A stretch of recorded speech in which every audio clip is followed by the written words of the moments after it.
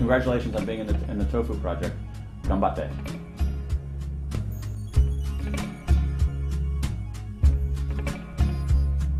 Speeches are catalysts for action.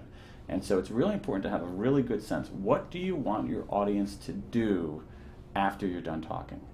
Do you want them to buy something? Do you want them to send an email to their congressman? Do you want them to hug their friend? I think that's a missing piece in a lot of speeches.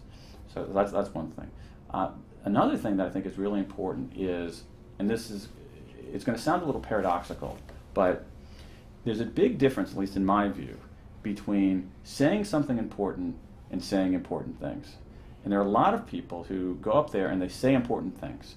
They say, and you got to think about this, and you got to think about that, and you got to think about that. And in some ways, they cram too much stuff in there. And you have to recognize that people, like me, like all of us, have limited attention spans. It doesn't mean that we're stupid. It doesn't mean that we don't pay attention.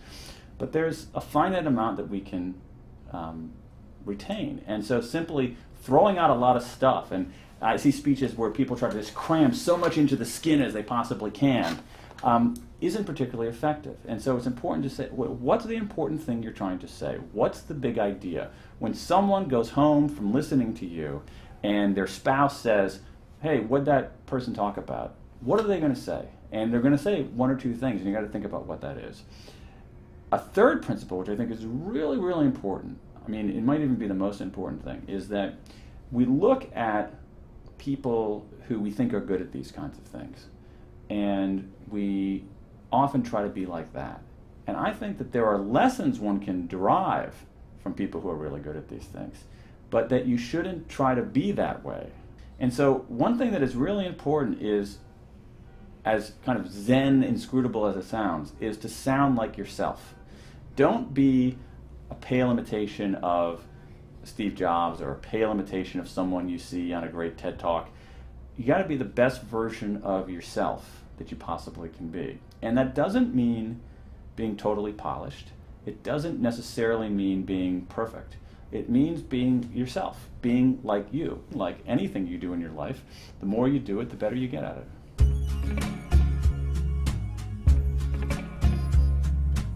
I think structure is incredibly, incredibly important. And it really depends on what your goal is. If your goal is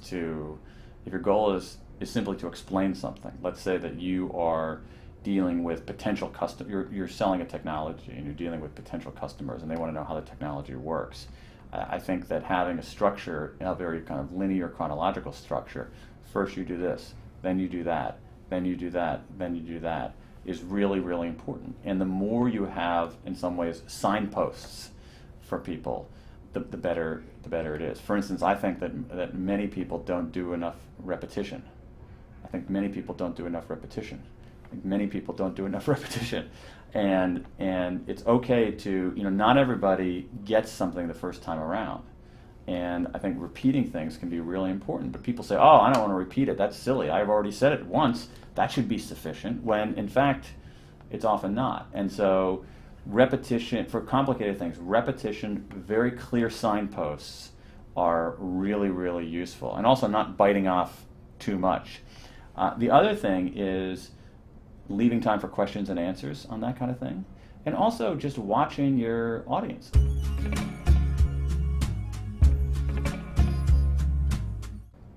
It's weird. There's a paradox here in that when you give a speech, in that you're up there by yourself, the lights are shining on you, but it's not about you. It's about the people in the audience. And the audience's perspective is they might not know anything. And so you have to do your due diligence about who's in the audience, who are these people, what do they know, what do they don't know, what kind of knowledge can I assume, what kind of knowledge do I have to fill in. But it's sort of, in its own way, kind of childish, in that there's a point in children's development when they realize that other people don't know what's in their head. And I think a lot of people who are particularly experts run into that problem. I mean, it's sometimes called in the social science literature the curse of knowledge, and that you don't realize that everybody doesn't know doesn't know what you know.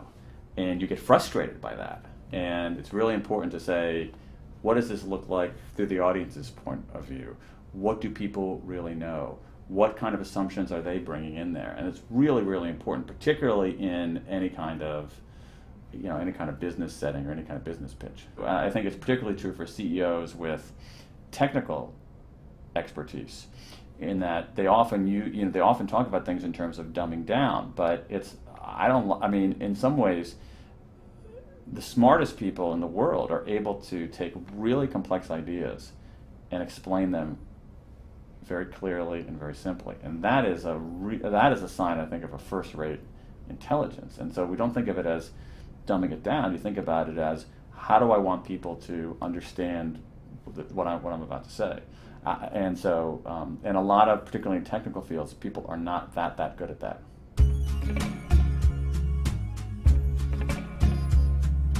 I mean, you can tell when people are, most people, I think, are reasonably good at understanding whether another person is following along or another person is completely disengaged. I mean, again, we have these experiences in our life, okay? I mean, like, you go out on a first date, and most people are not everybody, but most people are reasonably astute enough to figure out, is this person actually interested in what I'm saying? Does he or she like me? Is he or she paying attention? And we're pretty good at kind of reading, most of us, not everybody, are pretty good at reading those signals. Or for those of us who are parents, it's like you say something to your kid, and it's like, okay, this is going one ear and out the other one. And we're pretty good at that as human beings. And we need to bring those kind of skills and look at the crowd. Are they taking notes? Are they nodding their head? Are they staring into space? Are they talking to each other? Are they looking at their BlackBerry? And use those as clues.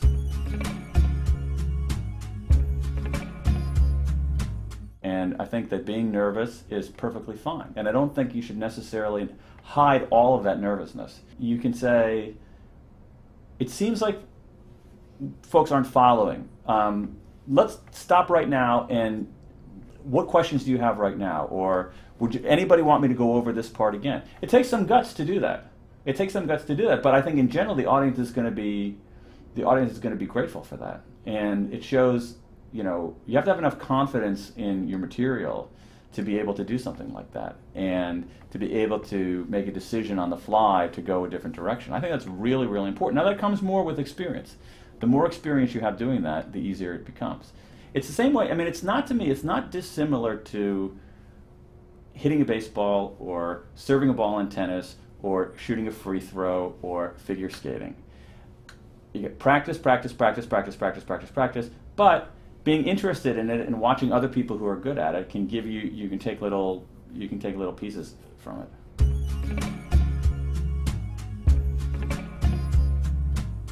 I remember I went to spent a couple of days at these giant doujinshi marketplaces for manga, basically amateur manga creators, but it's huge numbers of people, and they were creating some really remarkable stuff. I mean, really, some of the people there were so insanely talented, it was frightening. And a lot of them I would ask, well, wow, this is really good. Do you want to be a professional manga artist? And they would say, oh no, that's for really talented people. Oh no, that's not what I'm not nearly good enough. It was this kind of almost overwhelming humility. Whereas if you had this in the United States, even the people who were terrible would say, oh yeah, I'm awesome, this is great, I'm going to be a superstar manga artist, And I always thought that the solution was somewhere in the middle there. Like having that humility is actually really powerful in business or art or anything like that. Having the sense that I'm actually not the most awesome person yet. I have a lot to do to get better at it. I think that's really helpful, actually. But I think that having that confidence is also helpful too. So I think it's a way of kind of sort of merging the two cultures. And I think that if you, because American business people always run off the rails by not having enough humility, by taking crazy risks, by thinking they're too awesome, by being almost kind of manic in the way that they deal with things. And so I think it's a matter of combining the two. Don't necessarily lose that humility, but approach things with, I think, a little bit more outward confidence, even if you have to fake it. The idea that you want to present your idea with a little bit more confidence and a little bit more force doesn't mean that you have to start out by going to the biggest conference you can have and going on the main stage and performing like a Broadway singer. what you should do is just start small and get better at it. And so I think a little bit more informality, a little bit more practicing on doing what Americans, especially American men, do better than anybody else on the planet, which is saying with supreme confidence something that they know nothing about. I think that that's actually I think that many American men run off the rails, but there's something to be having a little bit of that. If you're not an American male, it can be really useful.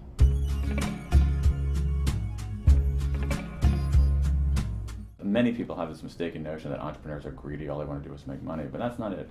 Every entrepreneur that I know is someone who's just a little bit pissed off at the way the world is working and thinks he or she can do it better and wants to do something about it. And so they actually have a kind of animating purpose. They want to do something, they want to create something. And I think that the more that infects the employees, and the more that is something that's in the bloodstream of the company, that's in the conversation, people know why they're there in the first place, is really, really powerful.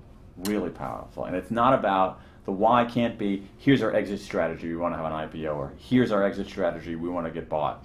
But we're here because we're going to change the way people communicate. We're here because we're going to put a product on the market that nobody knew that they were missing.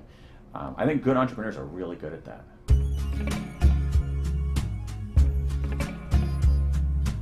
People inside of a company, whether it's a small company or a big company, they need to get feedback on how they're doing. That people making progress is really important in maintaining people's motivation. And the problem with many, particularly established companies, is that they offer feedback like once a year. And so people are working and they have no idea how they're doing or whether they're making progress. And so coming up with mechanisms to increase the metabolism of feedback is really important. Or just letting self-designed, self-directed, self-organized teams emerge. And they're generally pretty good at creating their own feedback. And so looking to make the environment feedback rich.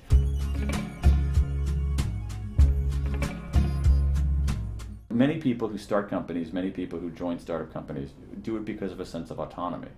And one of the dangers in any kind of startup company is that when it gets above a certain level and you start having to scale it, you start having to put in systems, you can try to thwart that autonomy. And it's usually at that point where a lot of the best people leave. And so the more you can promote that level of autonomy, even as the company gets bigger, the better off you are in doing that. And you see good examples of this at a place like, long-established companies. Gore in Delaware, maker of Gore-Tex, limits its teams or its units to 150 people. When it gets above there, they spin off a new team. Semco, the Brazilian company, does a lot of really intriguing things to make sure it doesn't get too big and thwart autonomy. I think all those things are really useful to entrepreneurs.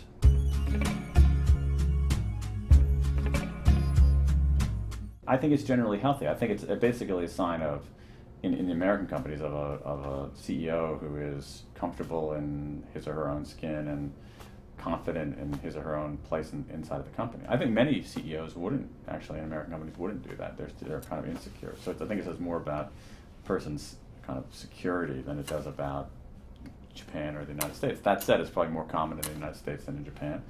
And it's not a bad idea. And it actually sends, I think, a broader signal throughout the whole workplace that, hey, everybody here has something to contribute. It doesn't matter where you are on the organization chart. That if you have something to say and something to contribute, then you're going to be recognized for that. And I think that is generally healthy.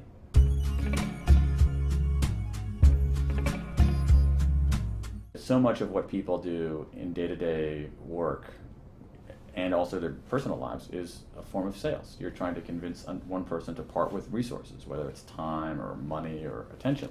It's what we're talking about with presentations. You're selling an idea, you're selling a concept, you're selling a company. And my view is that people have always, especially people in the smart set, have always looked down on sales. It's this grubby thing.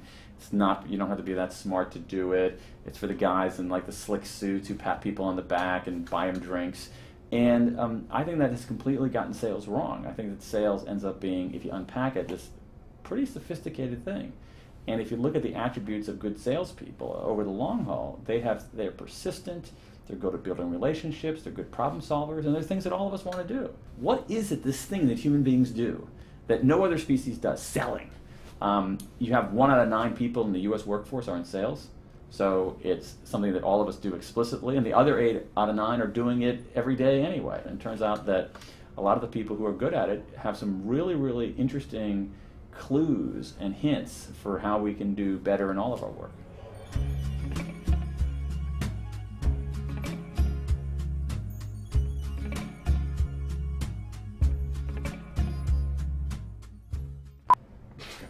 God, the tofu was so good there, I have to say. So much better than... What's wrong with the United States tofu? It's just not homemade, it's just completely processed? Too hard, maybe? Yeah. It tastes like, I mean, honestly, it tastes like a different food. And it's not the same food. It's not. It was so good. I mean, I had tofu for breakfast 2 mornings when I was there. Because it was so good. It's so creamy. It's so delicious. And here it's like...